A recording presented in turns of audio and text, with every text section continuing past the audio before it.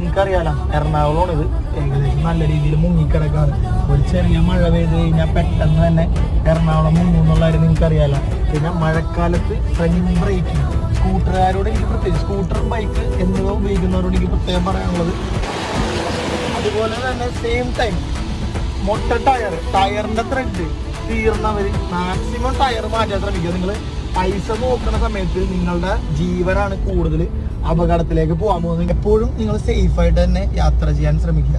അപ്പോൾ ബൈക്സ് ഒക്കെ നിങ്ങൾ ഇതുപോലത്തെ വെള്ളത്തിലൊക്കെ ബൈക്സും അതുപോലെ തന്നെ സ്കൂട്ടേഴ്സും കാറുകളാണെങ്കിലും വാട്ടർ വെയ്ഡിങ് കപ്പാസിറ്റി കുറവുള്ള കാറൊക്കെ നിങ്ങൾ കിടക്കണ നോക്കിയാൽ വെള്ളത്തിൽ മുങ്ങിയാ കിടക്കണത്. ഇതിന്റെ കുറച്ചും കൂടെ ഏകദേശം എഞ്ചിനിലൊക്കെ ടച്ച് ആവുകയാണെങ്കിൽ ദൈവത്തെ ഓർത്ത് നിങ്ങൾ വണ്ടികളൊക്കെ പുറത്തേക്ക് ഇറക്കാതിരിക്കാൻ ശ്രമിക്കുക. ഇപ്പൊ വെള്ളം പൊങ്ങണമുണ്ട്, റോഡിലേക്കൊക്കെ വന്ന് ഗതാഗതം തടസ്സപ്പെടുകയാണ്. നോക്കി വീട്ടുകാരൊക്കെ കിടന്ന് പണിയെടുക്കണ പാവങ്ങളുണ്ടാകും, സങ്കടം തോന്നുന്നുണ്ട്.